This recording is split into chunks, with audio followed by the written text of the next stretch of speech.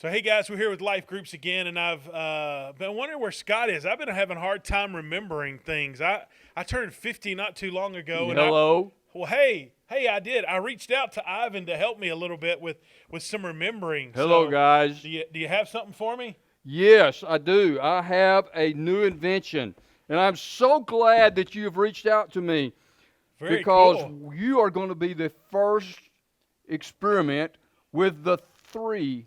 The 3IRH. Well, tell us what that is. That is Ivan's, that's me, I know. incredible instant remembering hat. Awesome. Yes, this is an incredible invention. It I'm may be having- one of the best ones I've ever invented. I'm having a hard time just remembering the name. Oh, yeah, just 3IRH. Okay. It's real simple. 3IRH. This is a modified game feeder. There's like 20 different programmable slots on this, and it can be programmed for a Monday, Wednesday, Friday, every day of the week, only on Fridays and I'm Saturdays, going to need it whatever. every day of the week. Well, it's really simple. We just simply, what are you needing to remember this week? Well, I definitely need to remember to take out the trash. Oh, okay. What day is the trash taken out on? Monday, What time would you like to remember? like 7 o'clock. 7 o'clock. Okay. We're set. Now, all you have to do, very simple, is you just wear this hat. Cool. It's even got night vision. Night vision. In Very case you cool. wanted to carry the trash out in the dark. Yeah. So what's going to happen is at 7 o'clock, this is going to spin. And it's going to send a vibration down to your phone. To my phone. Yes, and your phone is going to beep. Cool. And when it beeps, you're going to know, oh, I'm supposed to remember to carry the trash out. Oh, like Pavlov's dog, huh? Yeah. Oh, yeah, cool. Yeah, and we can even make it vibrate longer. So if you need to remember two things, we'll make one vibrate for 5 seconds, the next one vibrate for 10 seconds. Okay. And you say, oh, that's a long vibration. I need to remember to brush my teeth. Yeah. Yeah. So that's all you have to do. Very cool. So I am glad that you have got your problem solved, Well, and I will be in touch with you so that we can know exactly how it works. We'll have to come back. Yes. Thank you. Thank you. Thanks, Ivan. Well, I don't, maybe I could just set an alarm on my phone. I don't know. But anyway, Ivan's hat's going to work for us. So you hang in there, and we'll be right back with you. Hey, Kev, how you doing, you guy? What you got there? A 3IRH. What's that about? You don't know. Huh. Ivan gave it to me. Oh, Ivan's been here? And what's the 3IRH supposed to do? You don't know? It's supposed to help me remember things, but I don't know. Oh. I'm not sure. Okay. Well, good luck with that. Huh. You know, with Brother Kevin, you would think that he would just set a reminder on his phone. I mean, that looked like an awful lot of stuff there. I would love to know how that works. If you know how that works, if you could send it to me, okay? Just email me, call me on the phone, whatever, and tell me how it works. But it reminds me that, Kevin reaching out to Ivan for help has a lot to do with what our story is about today.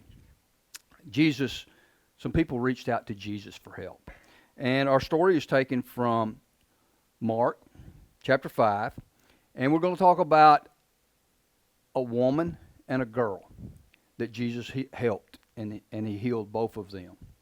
Last week we talked about the 10 lepers, and he healed 10 of them, and only one came back and gave him glory for doing that. And one acknowledged that that power came from him. And the woman in this story knew that Jesus possessed power. She knew that Jesus could heal her. She had an issue of where she was bleeding, and she'd been bleeding for like 12 years.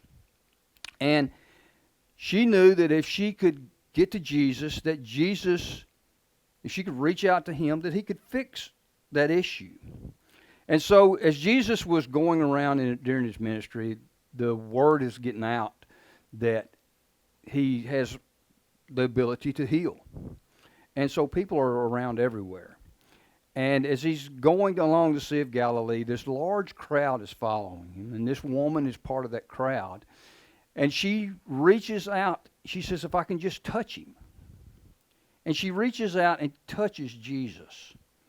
Well, immediately, Jesus being the Messiah and Jesus being God, he perceived that someone had touched him, that someone was in need, and that he could help. And it's that same way in our lives. Jesus knows when we're in need, and he knows that he can help. And a lot of times, he's just waiting for us to reach out to him. He's sitting there the whole time with the power to do whatever we need done, and he's waiting for us to reach out to him. Well, this woman touched him, and he said, someone's touched me. Who's touched me? Well, the disciples, being who they were, said, gee, who knows? We've got 100 people around us, or so. They didn't say 100. They said a large number of people around us. Who knows who touched you? Well, eventually the woman identified herself as being the one that touched him. And she said that I knew that if I just touched you, that you could make me whole. And he said, your faith has healed you. Right before that happened, Jesus had been approached by a man named Jairus. And Jairus had told him that his daughter was sick. And Jesus was actually on his way to Jairus' house when this incident occurred. You see, Jairus knew that Jesus could also help him or help his daughter. And as they were going, after this woman had been healed, some group of men came back to him and said, there's no need to come. Your daughter's passed away. And Jesus said, no, she's not passed away. He says, have faith.